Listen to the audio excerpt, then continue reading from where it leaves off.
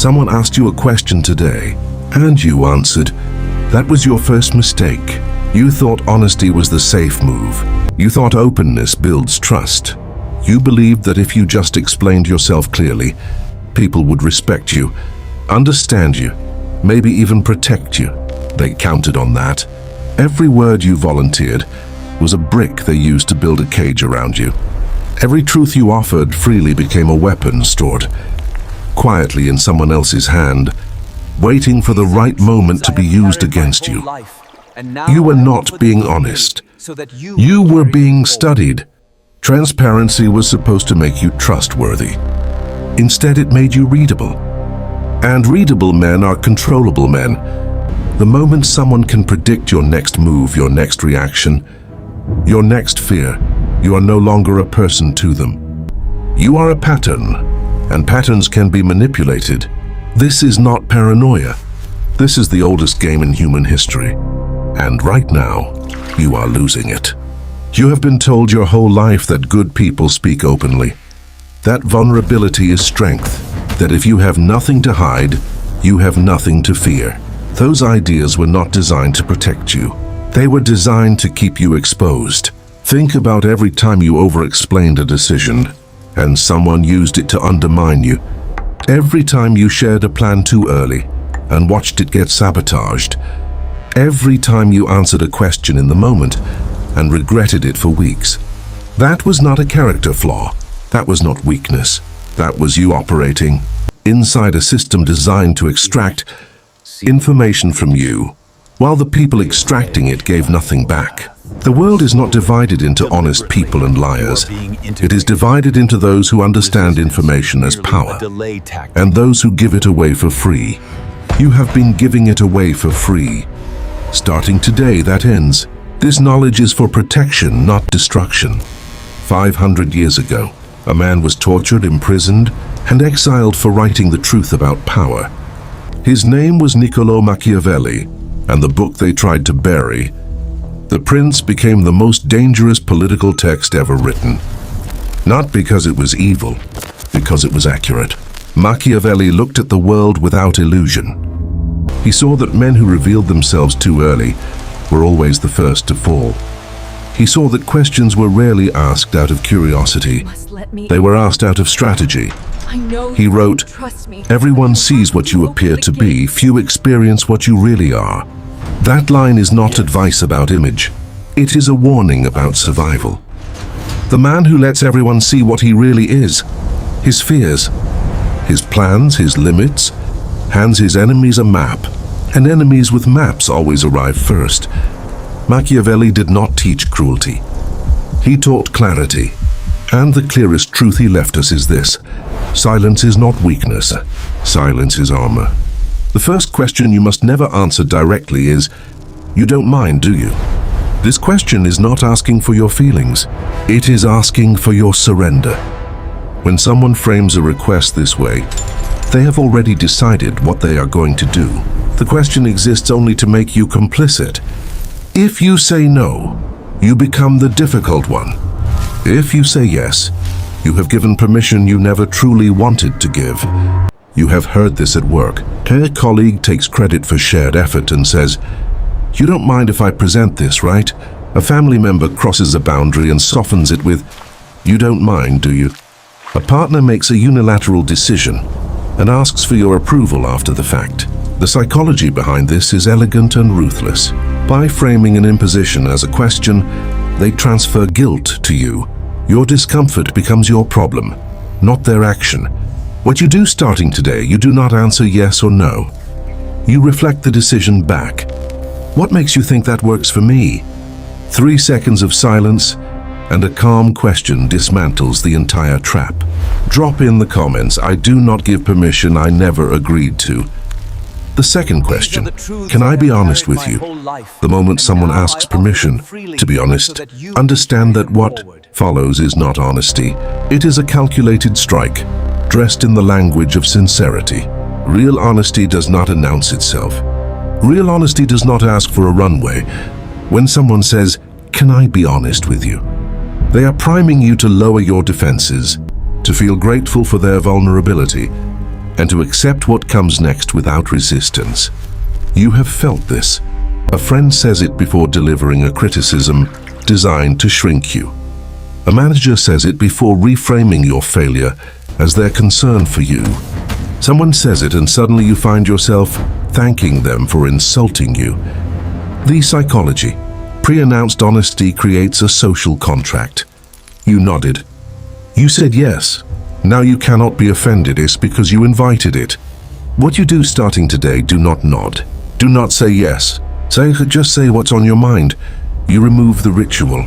You remove their armor. Now they must speak without the performance. The third question, what would you do if you were me? This question feels like a request for wisdom. It is actually a transfer of liability. When someone asks what you would do in their position, they are not looking for your guidance. They are looking for someone to share the blame if things go wrong. If you answer fully and specifically, you become a co-author of their decision. And when it fails, and it often does, your name is on it. You have done this. You gave detailed advice. They followed part of it, ignored the rest. It collapsed. And somehow you were part of the story of why it went wrong. The psychology. Shared decision-making diffuses personal accountability. By pulling you into the answer, they pull you into the outcome. What you do starting today, you say, I trust you to know your situation better than I do. It sounds generous. It is actually a wall. You have declined the transfer without appearing cold. Drop in the comments, your decisions, your consequences, not mine. Yes. The fourth question, who told you that? This is not curiosity. This is a manhunt. When you carry information, especially sensitive, political, or uncomfortable information, and someone responds by asking who your source is, they are not trying to verify the truth. They are trying to identify and neutralize the person who told you. You have seen this in offices, in friendships, in families. You mention something you heard. The response is not, is that true? The response is, where did you hear that? And the moment you name someone, that person becomes a target. The psychology. Redirecting from content to source is a classical intelligence technique. Destroy the source, and the information loses its power, along with your credibility for carrying it. What you do starting today, I don't remember exactly. Not a lie, a shield. You protect your source, you protect yourself, and you watch their reaction carefully, because how aggressively they hunt. The source tells you everything about their intentions. Drop in the comments, I protect my sources, I protect my power. The fifth and most dangerous question, you trust me, right? This question is never asked by people you should trust. Trust, real trust, is built through consistent action over time. It is never requested verbally in a moment of convenience. When someone asks you directly whether you trust them, they are not seeking reassurance. They are seeking access. They are asking you to lower a barrier so they can walk through it. You have felt this, usually right before a request you would normally decline. Usually from someone who has already pushed your limits before. The question is not about your relationship. It is about your next decision, the psychology. By getting a verbal commitment of trust, they make your refusal of what follows feel like a betrayal. You said you trusted them, so why are you saying no now? What you do starting today, you do not answer yes or no. You say, I trust what I have seen past. Tense, evidence-based, unassailable, and it tells them, your access to me is earned, not declared. The most powerful answer you have never been taught to give is nothing. Silence is not the absence of thought. It is the presence of control. When you do not answer, you cannot be quoted. When you do not explain, you cannot be second-guessed. When you do not react, you cannot be provoked. Every powerful man throughout history understood this. They spoke precisely, revealed minimally, and let their silence do the heaviest work. Silence makes people nervous. Nervous people reveal themselves. And the man who reveals nothing while watching others reveal everything holds every card in the room. You have been conditioned to fill silence, to explain, to justify, to make people comfortable with who you are. That conditioning was installed to keep you manageable. What you do starting today, in any conversation where you feel pressure to explain, pause for 5 full seconds before speaking. In those 5 seconds, ask yourself, does answering this help me or help them? The answer will tell you everything. Drop in the comments, my silence is my strategy. The old you is dead. The man who answered everything. The man who explained himself to people who had already decided how to use him.